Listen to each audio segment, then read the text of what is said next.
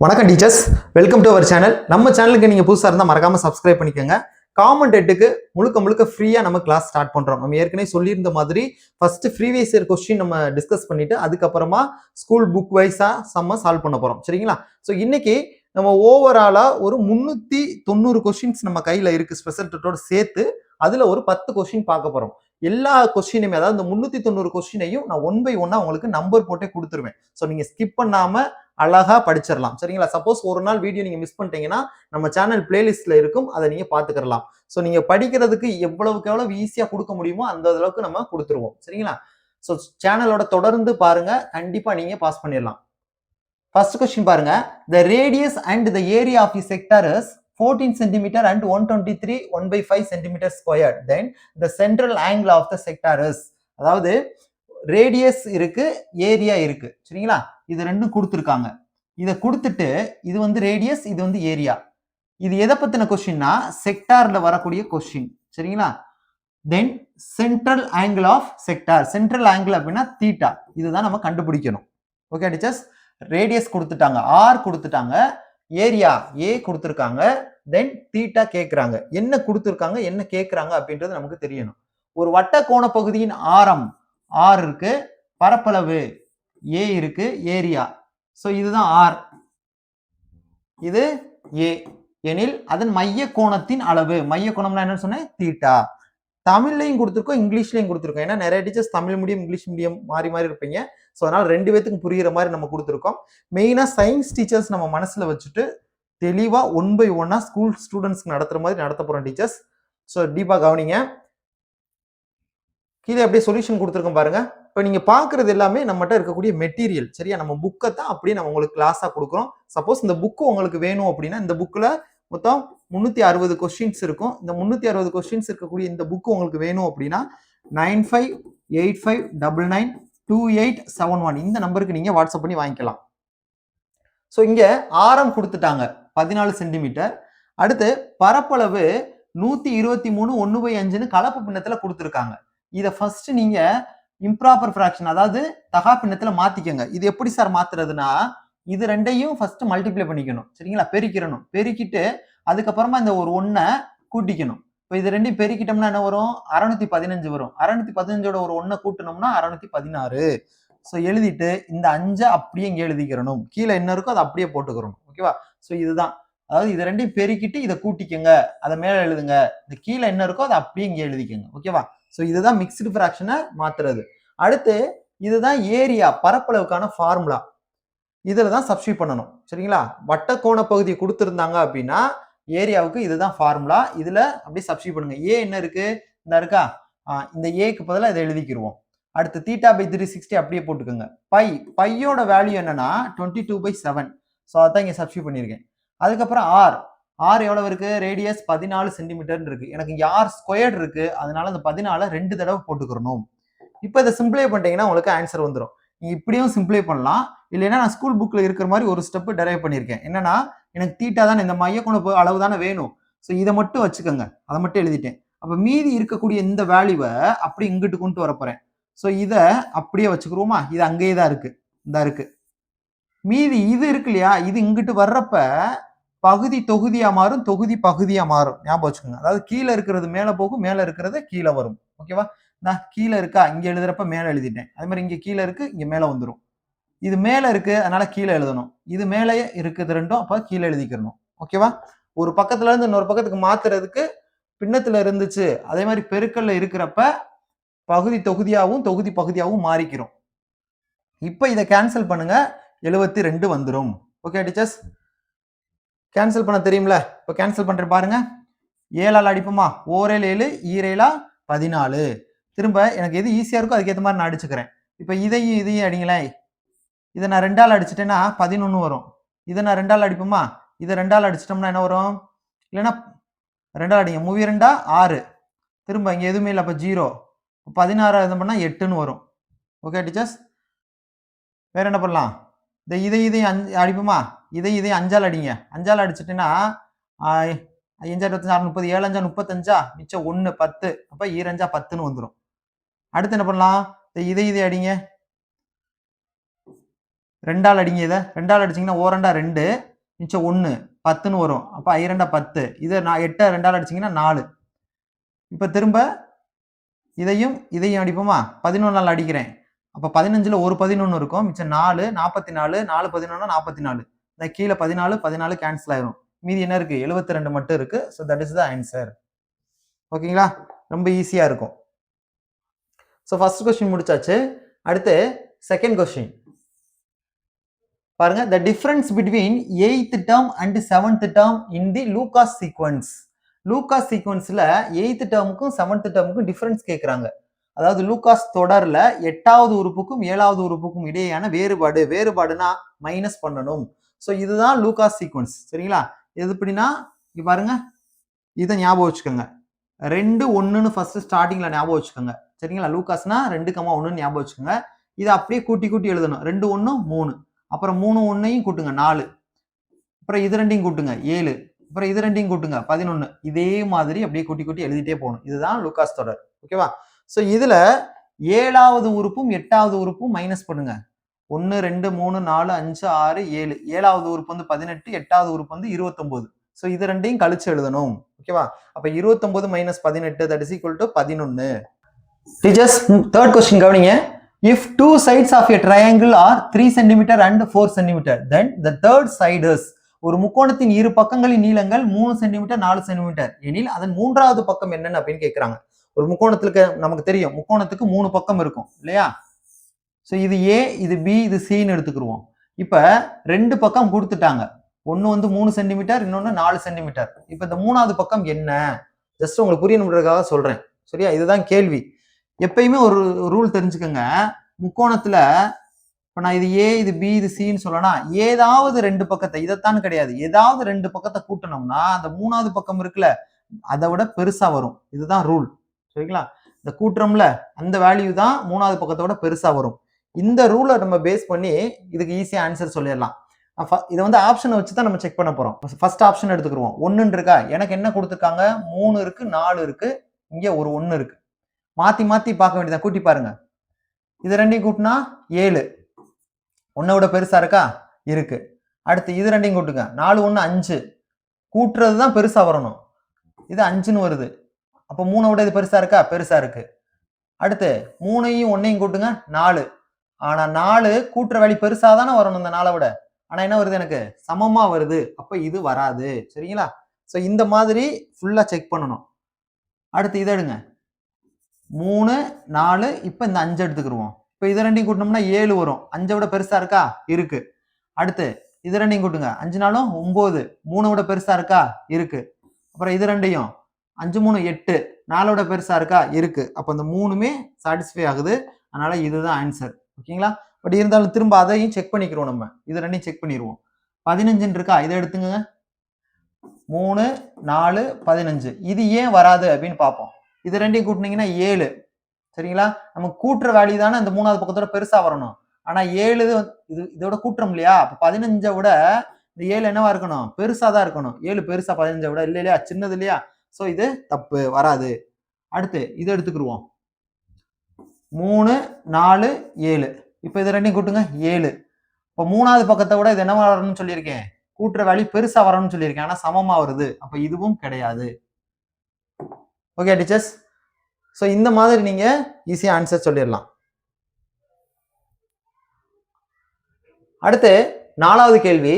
What is the unit digit of 243 power 17? So இதோட 1ஆம் இலக்க எண் என்ன அப்படின்னு கேட்குறாங்க. ரொம்ப ஈஸியா சொல்லிடலாம்.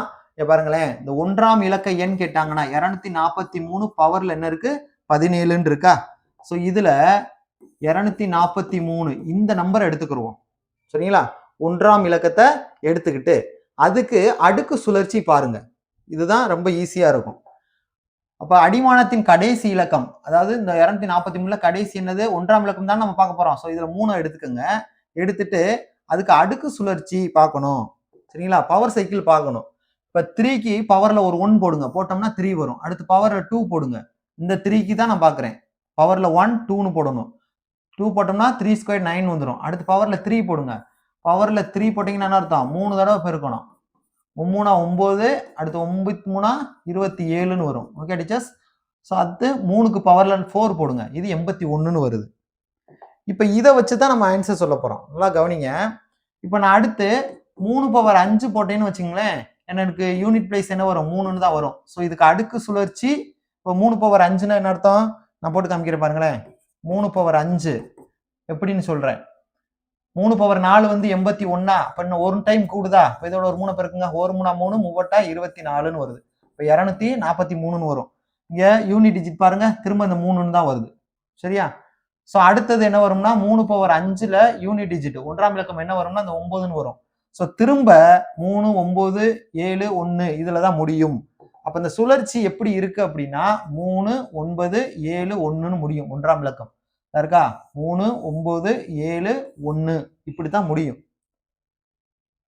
அதான் எழுதியிருக்கேன். மீண்டும் 3 9 7 1 என வரும். அப்போ சுழற்சி நமக்கு எத்தனை வருது, 4 நம்பர் தான். 1 2 3 4. சுழற்சியில எத்தனை நம்பர் வருது, 4 நம்பர் வருது. அப்ப நமக்கு இங்க கொடுத்துருக்காங்களே அடுக்கு 17ன்னு இருக்கா, இந்த 17 இந்த 4ஆல வகுத்துறணும். வகுத்துட்டோம்னா 4 16, மீதி என்ன வரும், 1ன்னு வருமா. 16 4 16, மீதி வந்து ஒரு 1 வரும். அந்த மீதி இருக்குல்ல, அதுதான் இங்க முக்கியம். அந்த மீதியை தூக்கி இந்த 1ஆம் இலக்கம் போட்டுருங்க. 3 பவர் 1 என்னது 3. ஸோ ஆன்சர் வந்து நமக்கு 3ன்னு வரும். Okay teachers. ஸோ அப்போ என்ன பண்ணணும், 1ஆம் இலக்கம் கேட்டாங்கன்னா அடுக்கு சுழற்சி பார்க்கணும். அடுக்கு சுழற்சி பார்த்துட்டு இந்த எத்தனை நம்பர் வருதுன்னு பாருங்க. இங்க 4 வரும், அடுக்கு சுழற்சி 4ன்னு வருது. அந்த 4 பவரால வகுத்துட்டு மீதி என்ன வருதோ திரும்ப அதே இது பவருக்கு போட்டுறணும். சரிங்களா, இதுதான் ரூல். அடுத்து 5th question. Calculate the area of the rhombus whose diagonals are 60 metre and 80 metre. மூலை விட்டங்கள் 60 மீட்டர் மற்றும் 80 மீட்டர் அளவுகள் கொண்ட ஒரு சாய் சதுரத்தின் பரப்பளவு என்ன அப்படின்னு கேட்கிறாங்க. ஆன்சர் இங்க கொடுத்துருக்கேன் பாருங்க. சாய் சதுரத்தின் பரப்பளவு ஏரியா ஆஃப் த ராம்பஸ் என்ன ஃபார்முலானா half into d1 into d2. எனக்கு மூலை விட்டம் டயகனல் கொடுத்துருக்காங்க இல்லையா, எவ்வளவு 60 80. இது d1 இது d2. டயகனல்னால d, இது ஃபர்ஸ்ட் அதனால d1, இது செகண்ட் அதனால d2. ரெண்டு கொடுத்துருக்கிறதுனால அப்ப அந்த d1க்கு என்ன போடுங்க 60 போடுங்க, d2க்கு 80ன்னு போடுங்க. இது சிம்பிளை பண்ணிடுவோமா. இதையும் கேன்சல் பண்ணிட்டோம்னா 30ன்னு வந்து 2ஆல் அடிச்சிருக்கேன் 30, இந்த 80 அப்படியே போட்டுக்குருவோம். இப்போ திரும்ப இதை மட்டும் பெருக்கிடுவோம். 3 24, இந்த 2 ஜீரோவை அப்படியே போட்டுக்கலாம். Okay teachers. அடுத்து 6th கொஸ்டின் பாருங்க. If P is the midpoint of AB and Q is the midpoint of AC, then which one of the following is wrong? எது தப்பு அப்படின்னு கேட்குறாங்க. இந்த கொடுத்துருக்கிறதுல எது ராங்னு கேட்குறாங்க. இந்த பாருங்களேன், இந்த டயக்ராம் கொடுத்துருக்காங்க. இது ஏ பி சின்னு ஒரு ட்ரையாங்கிள். இதோட மிட் பாயிண்ட் வந்து பி, இதோட மிட் பாயிண்ட் வந்து கியூ. சரிங்களா. ஸோ இதில் மிட் பாயிண்ட் தியரம் நம்ம யூஸ் பண்ணுவோம். அதை யூஸ் பண்ணி இந்த 4ல் எது தப்பு அப்படின்னு சொல்லணும். ஆன்சர் கொடுத்துருங்க பாருங்க. விளக்கம். வடிவொத்த முக்கோணங்களின் பண்புகளின்படி ஏபிசி சரியானவை. நடுப்புள்ளி தேற்றத்தை யூஸ் பண்ணிருக்கோம். நடுப்புள்ளி தேற்றம் என்ன சொல்லுது அப்படின்னா, பாருங்க, இதான முக்கோணம், இது ஏ, இது பி, இது சி, இது வந்து பி, இது வந்து கியூ. ஏ பிக்கான நடுப்புள்ளி பி, ஏ சிக்கான நடுப்புள்ளி கியூ. ஒரு முக்கோணத்தின் 2 பக்கங்களின் அடிப்புள்ளிகளை இணைக்கும் கோடு இது இந்த பி கியூ. 2 பக்கங்களின் நடுப்புள்ளிகளை இணைக்கும் கோடு, இந்த கோடு இருக்கு இல்லையா, இது PQ ஈக்குவல் டு 3வது பக்கத்திற்கு இணையாகவும், எது 3வது பக்கம் இந்த இருக்கு இல்லையா, இதுல தானே இணைச்சிருக்கோம். அப்போ 3வது பக்கம் இது BC, இதுக்கு இணையாகவும் அதன் அளவில் பாதியாகவும் இருக்கும். இந்த அளவுல என்னவா இருக்கணுமா, பாதியாகவும் இருக்கணுமா. இதுதான் எனக்கு மிட் பாயிண்ட் தியரம் படி சொல்றது. அப்ப இது படி பார்த்தோம்னா எனக்கு என்ன வரும், இந்த 2 அங்கிட்டு கொண்டு வந்துருமா. அப்ப 2PQ ஈக்குவல் டு BCன்னு வரணும். இதுதான் எனக்கு ரிசல்ட். ஆனா கொடுத்துருக்கீங்க பாருங்க, PQ ஈக்குவல் டு 2BCன்னு வருது. இந்த 2 இங்கே வந்திருக்கு. அப்ப இதுதான் தப்பு டீச்சர்ஸ். இப்ப இந்த ABC இது 3ம் கரெக்டா இருக்கு, இது மட்டும்தான் தப்பு. சரிங்களா. இப்ப இது 3 ஏன் கரெக்ட் அப்படின்றத நான் சொல்றேன். ஃபர்ஸ்ட் என்ன சொல்லியிருக்காங்க, முக்கோணம் ABCயும் முக்கோணம் APQவும் வடிவத்தில் ஒத்தவை, சிமிலர் ட்ரையாங்கிள்ஸ் சொல்லியிருக்காங்க. பாருங்க, ஏபிசி இது மேலதான ஏபிக்யூ வருது. ஒரு முக்கோணம் இன்னொரு முக்கோணத்தின் மேல் பொருந்தி வந்துச்சு அப்படின்னா அது வந்து வடிவத்த முக்கோணம். சிம்பிளா ஞாபகம் வச்சுக்கோங்க. ஸோ ஃபர்ஸ்ட் ஒன்று வந்து கரெக்ட். அடுத்து இதை பாருங்க, ஏபிக்யூ எது இந்த இருக்கு, ஏபிக்யூ அப்படின்னா இந்த ஆங்கிள். அடுத்து ஏபிசி இந்த ஆங்கிள், இது ரெண்டும் ஈக்குவல்னு சொல்லியிருக்காங்க. Yes equal. இதுக்கு முன்னாடி ஒரு விஷயம் தெரிஞ்சுக்கோங்க, ரெண்டு லைன் இருக்குன்னு வச்சுக்கிருவோம். இது வந்து ஒரு டிரான்ஸ்வர்சல் லைன், இது வந்து குறுக்கு வெட்டின்னு சொல்லுவோம். இதை வந்து குறுக்க வெட்டுதான், அதனால குறுக்கு வெட்டி தமிழ்ல. இது கோணம் 1, இது 2, இந்த கோணத்தை 3ன்னு வைங்க, இந்த கோணத்தை 4ன்னு வச்சுக்கிருவோம். இந்த கோணம் 5, இதுக்கு 6, இதுக்கு 7, இதுக்கு 8ன்னு பேர் வச்சுக்கிறேன். 1ம் 5ம் கரஸ்பாண்டிங் ஆங்கிள்ஸ், 1ம் 5ம் கரஸ்பாண்டிங், 1 5. அதே மாதிரி 3 7ம் கரஸ்பாண்டிங், 2 6ம் கரஸ்பாண்டிங், அப்புறம் 4 8ம் கரஸ்பாண்டிங் ஆங்கிள். இந்த பேர் 1 5 corresponding, 3 7 corresponding angles, 2 6 corresponding angles, 4 8 corresponding angles. அதனால இது ரெண்டும் ஈக்குவல். 3 7 equal, 2 6 equal, 4 8 equal. சரிங்களா? இது எப்படி சார் அப்படின்னா ரொம்ப ஈஸியா ஞாபகம் வச்சுக்கோங்க. இந்த வடிவம் எப்படி இருக்கு, 1ஓட வடிவம் இப்படி இருக்கா, அதே மாதிரி எங்க இருக்கு 5ஓட வடிவம் அதே மாதிரி வருதா? அப்ப இது ரெண்டும், இந்த ரெண்டு கோணமும் சமம். அடுத்து பாருங்க, 2 எப்படி இருக்கு, இப்படி வருதா, எல் மாதிரி வருதா, அதே மாதிரி என்ன வருது, இந்த 6 வருதா, அப்ப இது ரெண்டும் சமம். ஓகேங்களா? சோ இதுதான் வந்து கரஸ்பாண்டிங் ஆங்கிள்ஸ். சரிங்களா? கரஸ்பாண்டிங் ஆங்கிள்ஸ் சார் எப்பயுமே என்னவா இருக்கும், ஈக்குவலா இருக்கும். அந்த ரூலை பேஸ் பண்ணி இதுவும் கரெக்ட். அதே ரூல் தான் இதுவும். ஏக்யூபி அப்படின்னா இது, ஏசிபி அப்படின்னா இது. இப்ப இது ரெண்டும் நமக்கு சமம் அப்படின்னு கொடுத்துருக்காங்க. எஸ், இது ரெண்டும் கரஸ்பாண்டிங் ஆங்கிள்ஸ், அதனால ஈக்குவல். இப்பதானே சொன்னேன், இது இப்படி இருக்கு, இது இப்படி இருக்கு, ரெண்டும் ஒரே மாதிரி இருக்கா, எல்லாம் திருப்பி போட்ட மாதிரி தானே இருக்கு. அப்ப இது ரெண்டும் எப்படி இருக்கும், வடிவத்துல ஒரே மாதிரி இருக்கா. இது வந்து கண்டுபிடிக்கிறதுக்காக சொல்றேன். அப்ப இது ரெண்டு corresponding angles, so equal.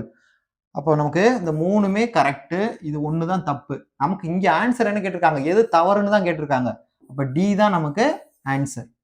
Teachers, அடுத்த கொஸ்டின் கவனிங்க. From the diagram find the value of x. படத்திலிருந்து எக்ஸின் மதிப்பு என்ன அப்படின்னு சொல்லணும். இப்ப பாருங்களேன், ரெண்டு லைன் இருக்கு, இதுக்கு இடையில ஒரு குறுக்கு வெட்டி டிரான்ஸ்வர்சல் லைன் கொடுத்துருக்காங்க. இது வந்து 2x, இது வந்து 4x இருக்கு. அப்ப இதுல வரக்கூடிய இந்த x என்ன, இதுதான் நமக்கான கொஸ்டின். ஓகேங்களா டீச்சர்ஸ்? இப்படி இருக்குன்னு வச்சுக்கிறோமே, இது ரெண்டு ஈக்குவல். இது என்ன சொல்லுவாங்கன்னா குத்தெதிர் கோணங்கள் சமம் அப்படின்னு சொல்லுவாங்க. அதாவது vertically opposite angles R equal அப்படின்னு சொல்லுவாங்க. எக்ஸ் மாதிரி ஞாபகம் வச்சுக்கோங்க. இப்ப இது 30 டிகிரி அப்படின்னா இதுவும் என்னதான் வருமா, 30 டிகிரி தான் வரும். இந்த ரூலை பேஸ் பண்ணி இங்க பாருங்களேன், இது எக்ஸ் மாதிரி இருக்கா. இப்ப இது 2xனா இதுவும் எனக்கு எவ்வளவுதான், 2x தான் வரும். சரிங்களா? இப்ப இது ரெண்டையும் பாருங்களேன், ஒரே லைன் மேல இருக்கா. ஒரு கோட்டில் அமையும் கோணங்களின் கூடுதல் வந்து 180 டிகிரி. சரிங்களா? அப்ப இது ரெண்டையும் கூட்டினோம்னா 4x பிளஸ் 2x, இது ரெண்டையும் கூட்டினா எனக்கு 180 வரும். இப்ப கூட்டுங்க, 2x 4x கூட்டினோம்னா 6x equal to 180. இப்ப x ஈக்குவல் டு 6, ரெண்டு பெருக்கல்ல இருக்கு, இங்கிட்ட வரப்ப வகுத்தல வந்துடும். பாரால் அடிச்சலாமா, 3 18 0 வந்து அப்படியே போட்டுக்கோங்க. இப்போ எக்ஸுக்கு என்னன்னு கிடைக்குது, 30ன்னு கிடைக்குது. எக்ஸ் ஈக்குவல் டு 30 டிகிரி எங்க இருக்கு, இந்த இருக்க ஃபர்ஸ்ட் ஆப்ஷன். இதுதான் நமக்கு ஆன்சர். அதான் நம்ம விளக்கமா கொடுத்துருக்கோம். 4x 2x அப்படிங்கிறது கான்சிக்யூட்டிவ் இன்டீரியர் ஆங்கிள்ஸ், அதாவது கோ இன்டீரியர் ஆங்கிள்ஸ் சொல்லுவோம். சரிங்களா? அடுத்தடுத்த உட்கோணங்கள். இங்க பாருங்களேன், இந்த இருக்குல்ல, இதுதான். அதாவது இங்க 2xனா இதுவும் 2x வந்துடும். ஸோ இது ரெண்டும் அடுத்தடுத்த உட்கோணங்கள். ஸோ இதோட கூடுதல் எவ்வளவு, 180. அதை பேஸ் பண்ணி தான் கொடுத்துருங்க பாருங்க. 4x plus 2x equal to 180. அப்போ இதை கூட்டுனா 6x 180, 6 கீழே வந்துடும், அடிச்சு கொடுத்துட்டோம்னா 30ன்னு வந்துடும். டீச்சர்ஸ், 8th கொஸ்டின் கவனிங்க. What is 15% of 30% of 20,000? 20,000 30% மதிப்பின் 15% என்பது. ரொம்ப ஈஸி. ஒரு விஷயம் ஞாபகம் வச்சுங்க, இஸ்னா ஈக்குவல் டு, ஆஃப்னா இன்டு. இதை மட்டும் போடுங்க இங்கிலீஷ் மீடியமா இருந்தா. தமிழ் மீடியமா இருந்தா இன்னுனா அந்த இடத்துல இன்டு. சரிங்களா? இங்க மதிப்பின் அப்படின்னு தானே வருது, அப்ப இன்டு. 80 அப்படின்னா ஈக்குவல் டு. இதை வந்து நம்ம ஞாபகம் வச்சுக்கணும். சரிங்களா? ஸோ நான் வந்து இதை அப்படியே எடுத்துக்கிறேன். ஓகே, தமிழ் மீடியத்தை எடுத்துக்கிடுவோம். 20,000 அப்படியே போட்டுட்டேன். இன்டு போட்டுருங்க. 30% மதிப்பின். சரிங்களா? அப்ப இன்டு 15%. சதவீதம் சிம்பிள் வேணாம் அப்படின்னா பை 100 போடணும். அதே மாதிரிதான் இங்க வேணாம்னா பை 100ன்னு போடணும். இப்ப கேன்சல் பண்ணிடுவோமா? இங்க மேல 2 0, கீழே 2 0, மேல 2 0, கீழே 2 0 கட் பண்ணிருங்க. மீதி இருக்கிறத அப்படியே ஒரு தடவை எழுதியிருக்கோம். இப்ப 2 3 6. சரிங்களா? 6 × 15 90ன்னு வரும். இங்க ஒரு 0 இருக்கு, அந்த 0 அப்படியே போட்டுக்குருவோம். அப்ப ஆன்சர் எவ்வளவு, 900ன்னு வருது. இந்த இருக்கா? அடுத்து 9th question. The lateral surface area of a cube is 100 cm square, then the side of a cube is. Side கேட்குறாங்க. லேட்ரல் சர்ஃபேஸ் ஏரியா கொடுத்துட்டாங்க LSA எதுக்கு கியூபுக்கு கொடுத்துட்டு இது வந்து 100 அதோட சைடு கேட்குறாங்க என்ன இதே தமிழ்ல பார்த்தோம்னா ஒரு கனசதுரத்தின் புறப்பரப்பளவு அதாவது பக்கப்பரப்புன்னு சொல்லுவாங்க அது கொடுத்துட்டு பக்கம் கேட்குறாங்க ஓகேவா ஆன்சர் பாருங்க கனசதுரத்தின் புறப்பரப்பளவு அதாவது பக்கப்பரப்புன்னு சொல்லுவோம் அதுக்கு ஃபார்முலா 4a². இங்கிலீஷ்ல lateral surface area of cube வந்து 4a². அதுதான் நம்ம கொடுத்துருக்காங்களா புறப்பரப்பளவு எவ்வளவு 100ன்னு கொடுத்துருக்காங்க அப்போ 4a² ஈக்குவல் அளவு 100 அதான் இங்க எழுதியிருக்கோம் பாருங்க இதுல இருந்து நீங்க ஏவை கொண்டு வரணும் அப்ப a² ஈக்குவல் டு 100 4 கீழே வந்துருமா பை 4ன்னு வந்துடும் இப்போ கேன்சல் பண்ணிட்டோம்னா a² ஈக்குவல் டு 100 4ஆல டிவைட் பண்ணோம்னா என்ன வரும் 25ன்னு வரும் இப்போ a² ஈக்குவல் டு 25 எனக்கு தேவை a தான் வேணும் அப்ப ஸ்கொயர் ரூட் ஆஃப் 25 இப்போ a வந்து என்ன வரும் 5ன்னு வரும் 25க்கு ரூட் எடுத்தா 5 ஸோ ஆன்சர் இங்க வந்து பக்கம் எவ்வளவு 5 தான் இருக்கு ஆப்ஷன் டி அடுத்து 10வது கொஸ்டின் இது அடிக்கடி கேட்கிற கொஸ்டின் டீச்சர்ஸ் அல்ஜிப்ரால 9th இருக்கு இது அடிக்கடி கேட்கிற கொஸ்டின் இந்த மாடல்ல கேட்பாங்க கவனமா பாத்துக்கோங்க a minus b equal to 7 and ab equal to 6 then a cube minus b cube என்ன அப்படின்னு கேட்குறாங்க சரிங்களா ஸோ பாருங்க அதே தான் தமிழ்லையும் a minus b இருக்கு ab இருக்கு அப்ப a cube minus b cube என்ன இதுக்கு ஃபார்முலா ஒன்னே ஒன்று ஞாபகம் வச்சுக்கணும் இந்த இருக்கு பாருங்க இது எப்படி சார் அப்படின்னா இப்போ எனக்கு a minus b ab வந்துச்சுன்னா இந்த ஃபார்முலா ஞாபகம் வச்சுக்கணும் ஓகேவா ஏன்னா கியூபுக்கு இன்னொரு ஃபார்முலாவும் இருக்கு எதுக்கு எதுன்னு தெரியணும் a minus b abயும் வந்துச்சுன்னா a cube minus b cube இதுதான் formula a minus b the whole cube plus 3ab into a minus b இதுல அழகா அந்த வேல்யூ மட்டும் சப்ஸ்டிட் பண்ணீங்கன்னா ஆன்சர் முடிஞ்சு போச்சு a minus b எவ்வளவு 7 ab எவ்வளவு 6 ஓகேவா அப்ப இந்த இடத்துல 7ன்னு போட்டுருவோம் ab எவ்வளவு 6 அடுத்து a minus b 7 அவ்வளவுதான் இந்த வேல்யூ அப்படியே சப்ஸ்டிட் பண்றீங்க இப்ப 7 கியூப் என்ன வரும் 343 அப்புறம் இந்த 3ஐயும் பெருக்கிருங்க 3 6 7 3 18 18 இன்ட்டு 7 126ன்னு வந்துடும் இப்போ இது ரெண்டையும் கூட்டிருங்க 469 டீச்சர்ஸ் இந்த வீடியோல 1ல இருந்து 10 கொஸ்டின் வரைக்கும் பார்த்திருக்கோம் ஓவராலா நம்மகிட்ட 390 கொஸ்டின் பிஒய்க்யூ மட்டும் 390 கொஸ்டின்ஸ் இருக்கு ஸோ அடுத்தடுத்த வீடியோல நம்ம கண்டினியூவா பார்க்கலாம் சரிங்களா நீங்க பார்த்த இந்த மெட்டீரியல் எல்லாமே அப்படி நம்மகிட்ட புக்கா இருக்கு பிரிண்டட் புக்காவே இருக்கு உங்களுக்கு புக் வேணும்னா 9585992871 இந்த நம்பருக்கு நீங்க வாட்ஸ்அப் பண்ணி வாங்கிக்கலாம் நம்மகிட்ட டெட்டுக்கு மேக்ஸ் சைக்காலஜி 2 புக்குமே அவைலபிளா இருக்கு ஸோ உங்களுக்கு புக் வேணும்னா இந்த நம்பரை கான்டாக்ட் பண்ணுங்க அடுத்த வீடியோவில் சந்திக்கலாம் நன்றி